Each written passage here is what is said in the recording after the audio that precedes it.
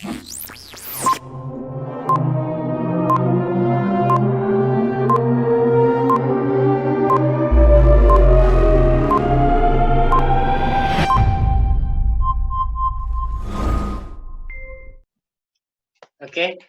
mari kita bersatu dalam doa. Terima kasih Tuhan Yesus, kami mengucap syukur kepadamu ya Bapa atas dan karunia-Mu ya Bapa, kami boleh berkumpul ya Bapa di rumah masing-masing menggunakan Zoom ya Bapa, biarlah Engkau memberkati CG kami pada malam hari ini ya Bapa. Siapapun kami yang hadir ya Bapa, biarlah Engkau yang membuat kami makin mengenal Engkau dan semakin mengasihi-Mu. Buat saudara-saudara kami juga yang aktivitas mereka, kiranya Engkau memberkati mereka ya Bapa. Amin. Bapa, mereka senantiasa merindukan Engkau dalam keseharian mereka. Terima kasih Bapa yang baik, kami sampaikan malam hari ini. Syukur bagimu, haleluya. Amin. Amin. Ya Tuhan, terima kasih Tuhan, Engkau Allah yang sungguh luar biasa Tuhan. Sungguh Tuhan, Engkau Allah yang mulia. Engkau yang layak ditinggikan di setiap kehidupan kami Tuhan. Sungguh Engkau yang menyediakan damai sejahtera atas setiap kami Tuhan. Sungguh Engkau yang memberikan kekuatan baru seperti burung Raja Wali Tuhan. Sungguh Engkau yang terus membawa kami semakin naik bukan semakin turun Tuhan. Sungguh Engkau yang membuat kami terus melekat di dalam hati-Mu Tuhan. Perkenankan kami hari ini Tuhan untuk terus berjalan bersama dengan Tuhan, berjalan yang tidak menjadi lelah Tuhan. Kami percaya pengurapan yang berasal dari Tuhan turun atas setiap kami Tuhan. Setiap kelemahan kami, setiap ketidaksanggupan kami, Engkau ganti dengan kekuatan yang baru hari ini Tuhan. Iman kami semakin di-upgrade Tuhan. Keperkasaan yang berasal dari Engkau limpahkan atas setiap kami. Buat mata kami terus memandang kepada Engkau Tuhan, kepada Allah yang hidup, yang memberikan kekuatan baru bagi setiap kami Tuhan. Umat yang selalu percaya kepadamu Tuhan, Engkau akan melimpahkan kasih setiamu Tuhan. Di dalam nama Tuhan Yesus, terima kasih Tuhan buat malam hari ini. Kami memuji dan memuliakan nama-Mu. Sebentar kami mau sharing Tuhan, biar Engkau mengurapi kami. Setiap sharing-sharing yang ada kami percaya itu bisa menguatkan kami satu dengan yang lain Tuhan. Di dalam nama Tuhan Yesus kami berdoa dan mengucap syukur. Amin. Oke, teman-teman ada yang mau di-sharingkan hari ini? Saya nggak usah nunjuk-nunjuk ya. Tadi udah dikasih. Ayo kita aktif aja, siapa yang mau sharing? Silakan sharing.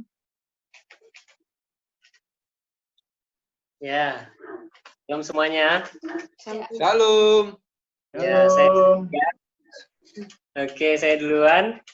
Nah, ya itu mengenai yang firman Tuhan yang kemarin ya, doa. Nah, ini singkat aja. Ya, seringkali kita punya doa-doa ya, punya sesuatu yang kita harapkan sama Tuhan, dan juga nggak jarang juga jawaban doa itu entah nanti atau jawabannya enggak gitu.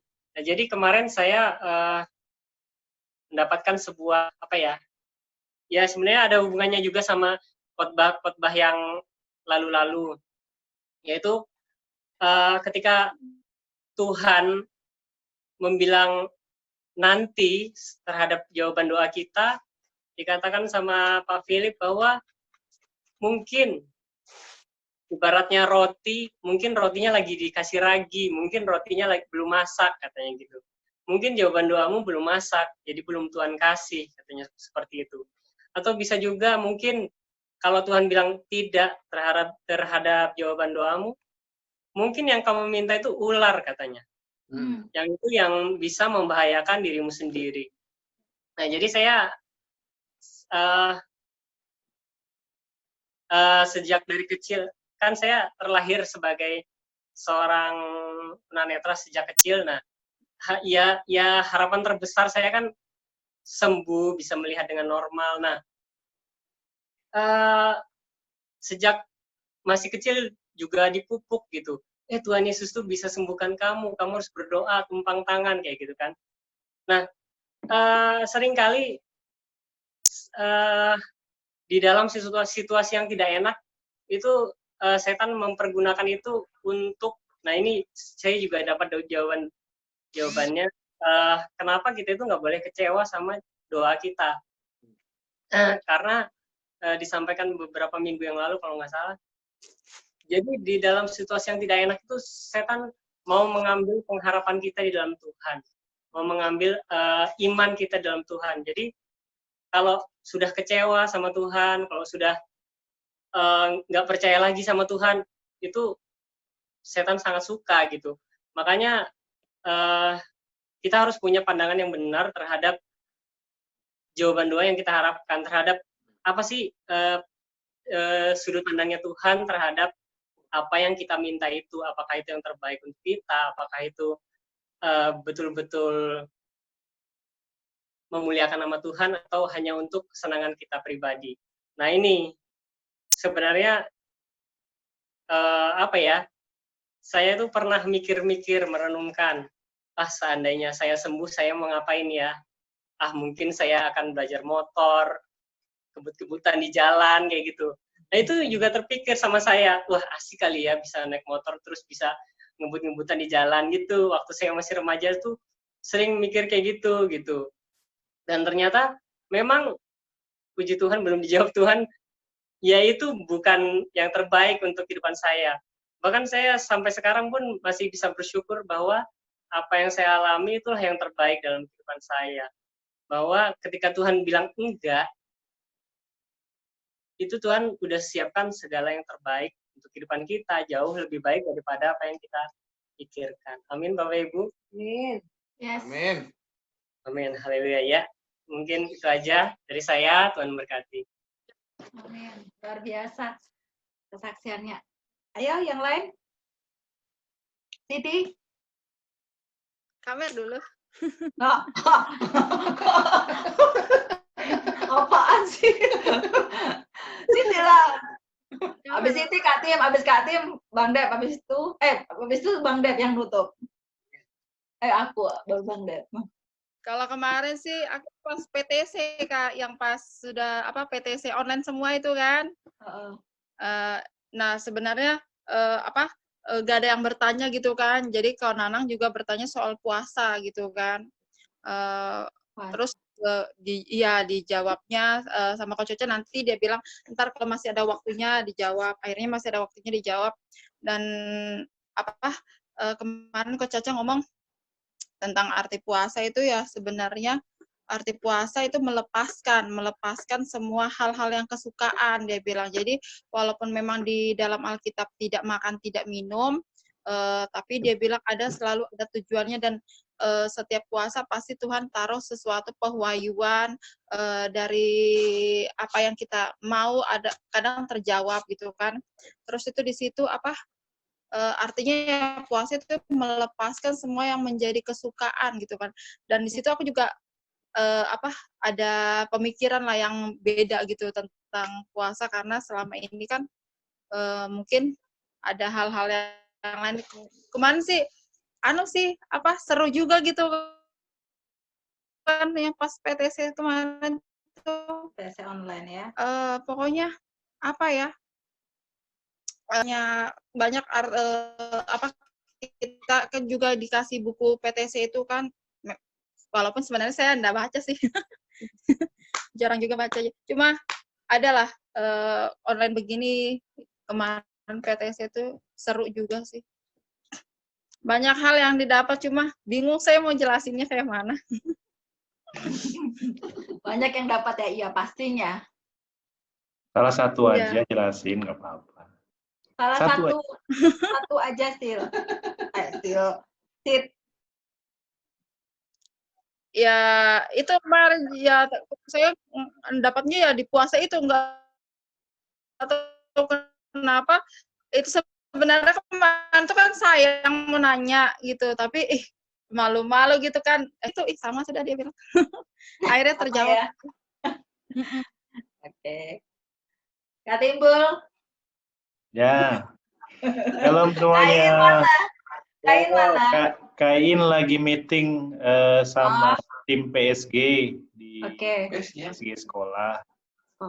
Untuk ini sekolahnya Christian di HBCS. Lagi ada meeting dia sama perkumpulan perwakilan orang tua guru lah. Oke. Ya, meeting online. Nah, kesaksian dari saya karena nggak boleh masuk ke kantor, jadi di rumah menyibukkan diri. Terinspirasi juga sih sama Kak Merlin dan Like Dev melihara ikan gitu. Buat digoreng Kak Bang, Kak. Jadi kita nyoba pelihara ikan gitu kan. Ada beberapa ikan yang kita pelihara, ya, ada beli bibitnya ikan mas koi, terus ada ikan nila, kemudian ada ikan sapu-sapu, terus ada nggak begitu hafal sih ikannya. Ya jenis-jenis ikan-ikan inilah untuk di kolam. Nah, beberapa hari ini saya mengamati gitu. Waktu itu belinya kan sama-sama kita beli dengan ukuran masih bibit semua. Nah, ternyata setelah beberapa hari, mendekati beberapa minggu gitu kan, kita amati ikannya ternyata banyak hal-hal unik dan banyak hal-hal yang kita pelajari dalam kehidupan di dalam akuarium gitu. Bukan akuarium, kolam ikan. Nah, tadinya saya pikir ikan sapu-sapu itu kan ikan yang ini ya, yang bentuknya itu hitam, terus dia jelek, ya pokoknya nggak secantik ikan mas lah. Sejauh ini sih pengamatan saya itu terpicu pada ikan mas yang montok, warnanya bentuknya itu merah jambu dan menggemaskan gitu ya. Menggemaskan itu bikin kita penasaran, mata kita tuh pengen tertuju ke situ, pikiran kita tertuju ke situ terus. Ternyata setelah beberapa minggu gitu, saya kaget, ini ikan dari mana? Kok ada yang besar sekali? Gitu. Ternyata ikan sapu-sapu. Dari mana? Ikan sapu-sapunya tuh bisa 2 kali lebih besar daripada ikan mas gitu. Ya, saya pikir ini ikan. Iya, dia ternyata yang ikan itu waktu itu kan dikasih juga sama yang jual ikannya. Ini ikut juga Pak dibeli gitu supaya bersihin kolam. Ya saya sih iya aja karena nggak tahu kan. Kalau Like Dev sama Kak Merin masih lebih paham. Kalau kita kan pemula gitu. Ya udah, dia bilang suruh bawa aja gitu ya. Ternyata dia besarnya tuh 2 kali lipat daripada ikan mas gitu kan. Sejauh ini mata saya tuh ya ngelihatnya terfokusnya kayak ikan masnya aja karena warnanya yang memperindah kolam gitu kan. Nah, ternyata ketika saya ngelihat ikan yang hitam lewat itu kaget juga saya, ini dimakan nggak nih ikan masnya gitu kan. Ternyata enggak gitu ya. Dan memang betul juga ternyata ikan sapu-sapu itu bisa ini ya menghambat pertumbuhan lumut sama kolam itu jadi kelihatan lebih bersih lah ya. Kolam ikannya jadi kelihatan lebih bersih dan ternyata dengan cara dia membersihkan kolam, ininya dia ukuran badannya jadi besar gitu. Kapasitasnya jadi lebih besar gitu. Nah, ternyata itu membawa satu rema gitu ya dalam kehidupan kita juga. Mungkin kita ya kalau dianalogikan juga seperti itu ya. Masing-masing seperti di dalam firman Tuhan itu kan dituliskan juga ada rupa-rupa karunia tetapi satu roh. Ya. Di dalam 1 Korintus 12 itu mungkin dari ayat 4 sampai ke 6 itu ada rupa-rupa karunia satu roh. Kita juga mengalami kehidupan seperti itu.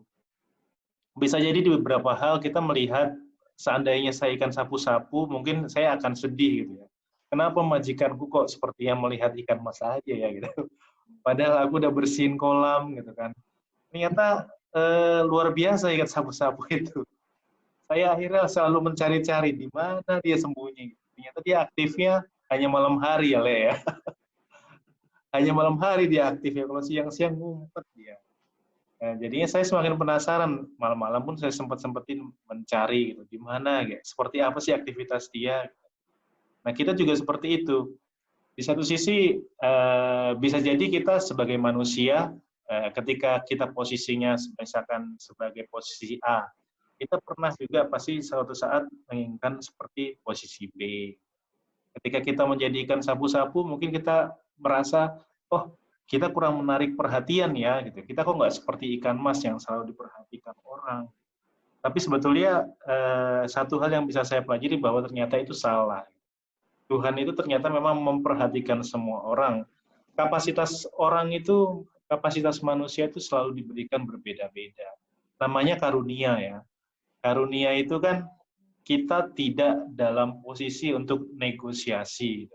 Karunia itu ya diberikan kepada kita. Ada orang yang karunianya dia memang pintar berdoa, ada yang karunianya dia pintar bernyanyi gitu. Ada yang karunianya dia pintar untuk mengajar, itu masing-masing berbeda-beda.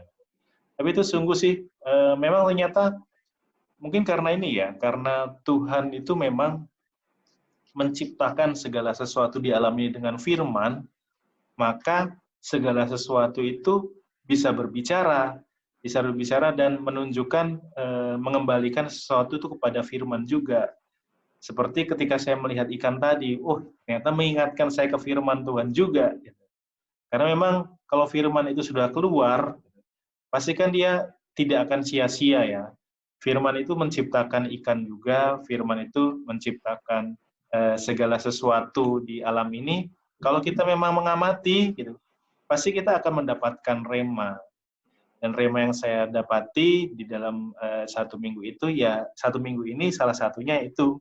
Ketika saya melihat ikan yang beraneka ragam, kemampuan dan daya tariknya, saya diingatkan lagi bahwa ternyata di kehidupan kita memang seperti itu. Banyak kita rupa-rupa karunia berbeda-beda.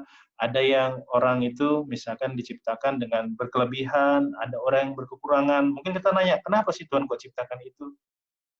Ada orang yang timpang dari segi ekonomi, gitu, timpang dari sisi kesehatan. Kita percaya satu hal bahwa Tuhan itu mempunyai rencana untuk setiap karunia yang diberikan kepada kita. Orang bilang mungkin kaya itu enak, miskin itu tidak enak. Belum tentu gitu. Ada orang yang bilang sehat itu enak, sakit itu tidak enak. Belum tentu. Dia punya rencana yang luar biasa untuk setiap kejadian-kejadian yang kita alami. Mungkin hanya karena kita kurang dekat aja sama Tuhan, makanya kita tidak paham gitu. Kenapa kita diposisikan seperti yang sekarang ini? Nah, itu aja kesaksian yang saya alami di dalam 1 minggu ini. Terima kasih Kak Marin, Kak Dev, dan teman-teman semua. Tuhan berkati. Amin. Luar biasa.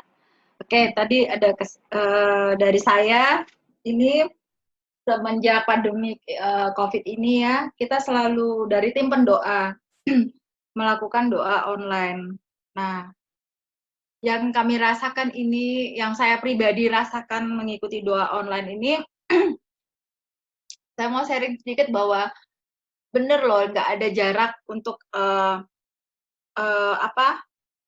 tidak ada jarak walaupun memakai media online gitu ya. Kita tuh seakan-akan berdoa itu kayaknya ada bersama-sama di satu ruangan gitu. Dan yang kami rasakan, yang saya pribadi rasakan saat mengikuti doa online itu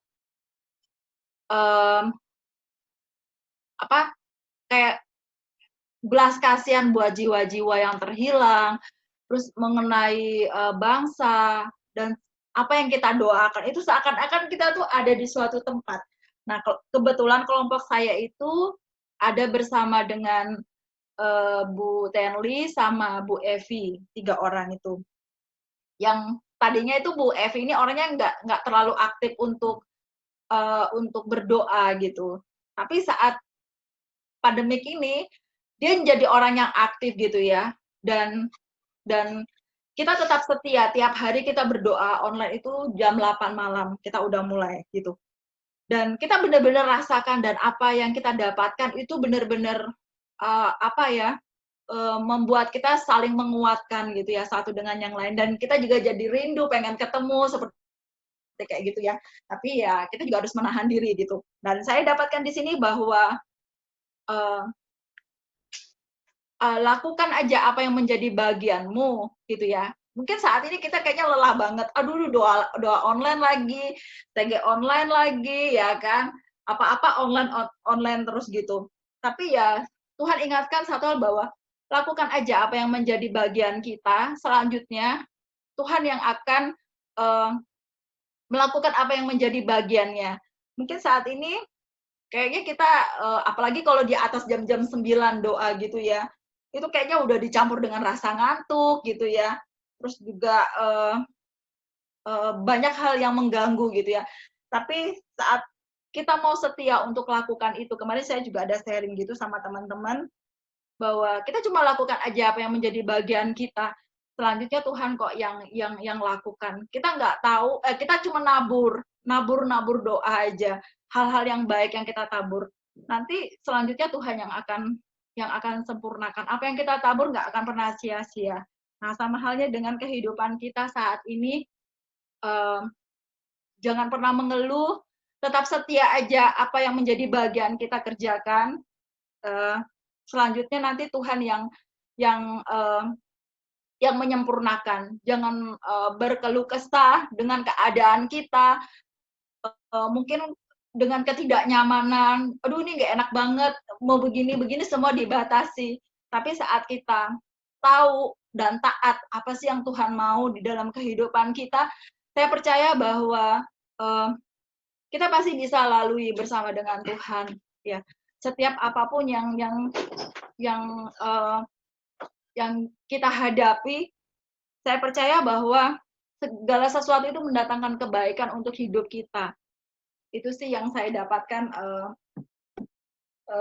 kesaksian. Dan juga satu hal ini saya mau bagi di sharingnya siapa ini? Ko Ardi. Nah, ini kayaknya mengusik saya sih, bukan mengusik sih. Saya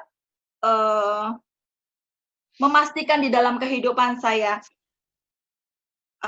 Tentang waktu itu dia bagikan tanggal berapa ya? Kayaknya sekitar tanggal 12 Mei. Ini di ayat 2 Tawarik 34 sampai 36. Saya bacakan aja ya. Di dalam 2 Tawarik 36 kita melihat ada 4 raja yang hidupnya melakukan apa yang jahat di mata Tuhan sehingga bangsanya mengalami sengsara. Bahwa Raja Yedekia karena kejahatannya sehingga dia menjadi tegar tekuk dan mengeraskan hatinya untuk tidak berbalik kepada Tuhan. Lalu pula ia memberontak terhadap Raja Nebukadnezar yang telah menyuruh bersumpah demi Allah. Ia menegarkan tekuknya dan mengeraskan hatinya dan tidak berbalik kepada Tuhan Allah.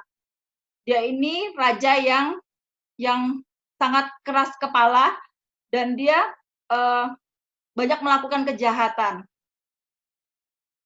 Dia ini orang yang sering diperingatkan oleh Tuhan, diperingatkan oleh orang-orang di sekelilingnya.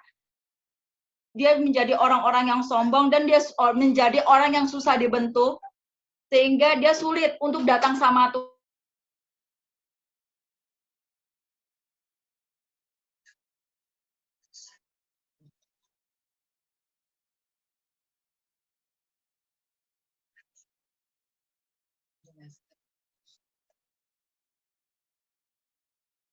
Pasti akan keluar perkataan-perkataan yang negatif, perkataan yang sia-sia, perkataan kutuk. Terus kedua, setiap perbuatan akan mengandung dosa. Nah, dari akhir segala perbuatan Raja Zedekia ini rakyatnya jadi sengsara. Terus ada dampak dan akibat dari dosa dari pemberontakan Tuhan. Jadi apa yang dilakukan oleh Raja Zedekia ini berakibat gak baik buat orang yang dia pimpin, ya.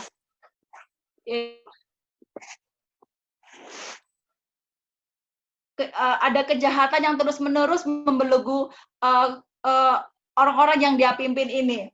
Nah, di sini saya dapatkan bahwa dosa ini sangat menjalar. Dosa akibat dari pemberontakan berakibat dan berdampak bagi orang-orang yang ada di sekeliling kita. Nah, yang agak mengusik saya sih, saya kan ada di tim pendoa. Tuhan ingatkan bahwa kalau saya nggak jaga hati saya, kalau saya nggak jaga perkataan saya, kalau saya nggak menjaga hidup saya, akan berdampak bagi orang-orang di sekeliling saya, bagi keluarga saya, bagi orang-orang yang saya pimpin. Dan ada suatu keharusan yang harus saya lakukan, bahwa saya harus menjaga hidup saya harus menjaga kekudusan saya harus menjaga pikiran saya, untuk apapun yang saya lakukan, baik perkataan, perbuatan, karena itu dosa ini sangat maksudnya akan ada dampaknya, ya. Dengan apa yang kita lakukan akan berdampak buat orang-orang di sekeliling saya, dengan perkataan kita seperti itu. Dan apa yang kita, misalnya saya ada di tim pendoa, saya berdoa gitu ya. Nah, itu juga bisa mengakibatkan bahwa apa yang kita naikkan doa itu akan menjadi doa yang sia-sia dan Tuhan nggak akan jawab. Dan ini saya diingatkan lagi sih bahwa saya harus menjaga hati saya harus menjaga kekudusan saya. Mungkin orang-orang nggak lihat saya, tapi saya harus jawabkan di hadapan Tuhan. Tuhan lihat saya gitu. Jadi saya mengucap syukur dengan firman yang di-sharing sama Ko Ardi waktu itu kan, sama Ko Ardi, diingatkan bahwa dosa akibat dari dosa, maksudnya jangan menyepelekan dari dampak apa yang kita lakukan. Jadi apa yang kita lakukan kita perlu pikir benar-benar, ini dampaknya apa, seperti itu sih yang saya dapatkan dari sharing dari Ko Ardi. Haleluya. Kalau dari saya yang saya dapatkan di akhir-akhir zaman pandemi corona ini adalah karena kita sekarang sudah nggak ini lagi, udah aktif lagi ngantor, jadi benar-benar fokusnya juga sudah ke kerjaan gitu loh dari ini, karena dengan peraturan pemerintah sekarang udah mulai agak kendor kan ya situasi corona ini. Jadi kalau kita lihat sendiri pemerintah juga sudah mulai ngurangin sistem ketatnya kan. Semua sudah dipaksa untuk beraktivitas karena takutnya ada serangan serangan ekonomi gitu loh. Nah, jadi sebenarnya yang saya dapat di situ adalah bahwa dari diri kita masing-masing sih, kesadaran kita masing-masing sih. Ditambah lagi dari diri kita itu mau nggak, peduli nggak dengan diri sendiri gitu kan, dengan diri sendiri. Nah, kemarin yang contoh seperti kayak ibadah yang kemarin itu, kalau yang bicara mengenai yang intinya, kita harus lebih banyak lagi di masa-masa seperti ini, lebih banyak lagi meminta pertolongan ya, yang benar tadi yang seperti disampaikan oleh Mimi, kita membutuhkan pertolongan. Jadi jangan jemu-jemunya untuk selalu berdoa dengan Tuhan, meminta gitu loh kan. Kita tinggal minta aja. Dia nggak pernah minta, Tuhan itu nggak pernah minta imbalan, tapi kita hanya mengajukan permohonan sama dia, mengajukan proposal sih. Kalau yang saat ini diharapkan untuk kita semua untuk lebih banyak lagi safe di rumah, lebih tenang lagi. Ya mungkin yang kalau di rumah lebih enak mungkin ya, lebih beruntung lah mendapatkan bekerja di rumah kayak Timbul gitu kan. Sama Kak Randi sama Kak Poni kan lebih enak di rumah gitu. Kalau saya sudah wajib harus masuk kantor ini lah. Jadi masanya untuk WFH sudah habis ini, sudah ditutup. Jadi nggak boleh lagi di rumah per Senin kemarin. Jadi masuk full sudah terus. Jadi ya itu dari kalau saya pesankan situ dari diri kita sendiri lah ya, dari diri kita sendiri, karena kalau kita baca di berita-berita itu ini nggak akan berlalu cepat gitu loh. Setahun 2 tahun nggak akan berlalu. Nah, dan di situ dimana ditekankan bahwa usia 45 tahun ke bawah itu justru diberikan tanggung jawab untuk bekerja gitu kan. Nah, jadi kita sebagai yang 45 tahun ke bawah ini kan agak sedikit was-was juga kan. Nah, disitulah kita diharapkan untuk lebih lagi menjaga kebersihan kita, lebih berdoa sama Tuhan, jangan melakukan hal-hal yang ibaratnya seperti dulu lagi, seperti itu. Untuk yang aku dapatkan saat ini itu loh, yang aku dapatkan saat ini. Jadi ya lebih menjaga juga ke diri sendiri gitu loh. Mungkin itu aja yang aku bisa sharekan untuk hari ini.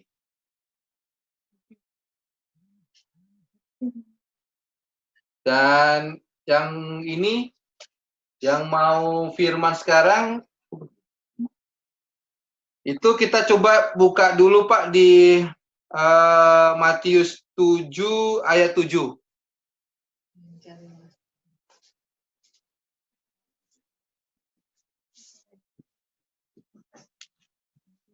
Matius 7 ayat 7.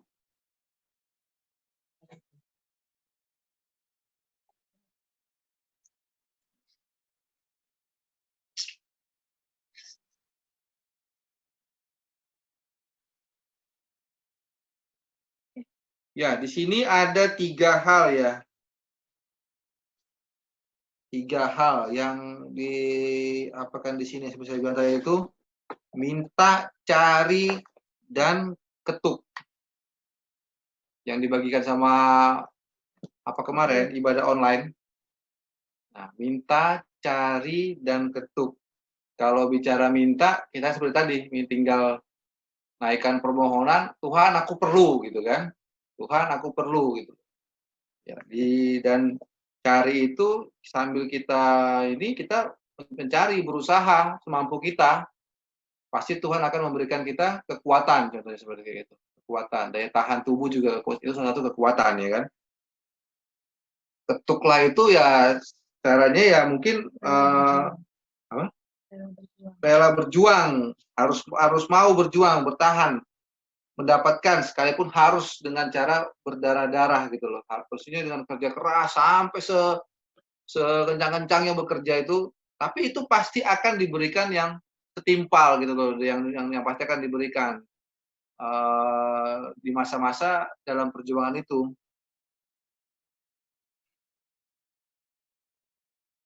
Nah, karena setiap orang yang meminta itu pasti akan menerima. Karena setiap orang yang mencari itu pasti akan mendapatkan. Karena setiap orang yang mengetok itu pintu pasti akan dibuka. Itu loh. Inti yang saya dapatkan di situ. Jadi jangan pernah kita mengatakan dalam diri kita, mengecilkan diri kita, kok lama ya, kok susah ya, kenapa begini ya. Jadi harus gitu loh. Saya memberikan satu kesaksian nyata yang menurutnya itu kejadian di tahun waktu masalah krisis batu bara pertama kali lah ya, tahun 2000 apa ya, Melak. Waktu saya masih ada proyek di Melak, dan di Melak itu proyeknya batu bara lagi down, jatuh gitu kan. Itu yang batu bara jatuh sekali gitu loh harganya. Nah, habis dari batu bara itu saya mengalami 3-4 bulan slowdown di rumah, nggak kerja. Jadi hanya berapa dengan uang yang sudah ada, ya kan, uang yang sudah ada, dan tanggungan untuk anak sekolah itu baru yang si kakak aja, yang si Kirana aja yang sekolah TK ya, TK pada saat itu. Nah, lama-kelamaan habis uang itu Kak, maksudnya makin ngecil gitu kan, surut gitu. Nah, Tuhan itu bisa diajak komunikasi memang benar-benar, kalau kita memang benar-benar minta, kalau kita memang benar-benar sungguh-sungguh minta, itu Tuhan pasti jawab. Sungguh-sungguh minta itu Tuhan pasti jawab gitu loh. Itu benar. Dan itu saya alami pada tengah malam, udah bingung nih, udah setengah kalut lah ya, masih kalut full lah, maksudnya gitu lah ya. Saya itu keluar kamar, berdoa di ruang tamu tuh, sambil berdoa, nangis, sujud, pokoknya nggak tahu, nggak ada yang lihat gitu kan. Berdoa, dan dalam hatiku ini cuma ada aku dan dia gitu loh, dengan dia. Dan itu benar gitu loh. Ada mujizat memang yang diberikannya keesokan harinya gitu. Nah, itu yang aku nggak pernah meragukan dengan Tuhan. Karena Tuhan pasti memberikan yang terbaik buat aku gitu loh. Nah, aku harap juga ke yang lainnya ini menjadi kesaksian yang bisa membuat kita. Nah, begitu juga dengan pandemi corona seperti ini, kita hanya minta aja ke Tuhan, ajukan aja permohonan kita sama Tuhan, minta. Jadi kalau misalkan tuh belum ada juga jawabannya, ya memang seperti itu. Maksudnya mungkin Tuhan bilang belum gitu kan. Nah, nanti dulu gitu loh. Banyak memang yang permintaan-permintaan kita. Mungkin ya Tuhan juga melisting ya, atau ngelis lah. Ngelis permintaan kita itu apa sih? Masuk akal nggak? Masuk logika nggak gitu kan? Karena kan logika Tuhan itu luar biasa ya kan? Gitu loh. Nah, jadi di masa corona seperti ini lebih enak sih sebenarnya kalau kita lebih banyak berdoa, mendekatkan diri sama Tuhan gitu kan.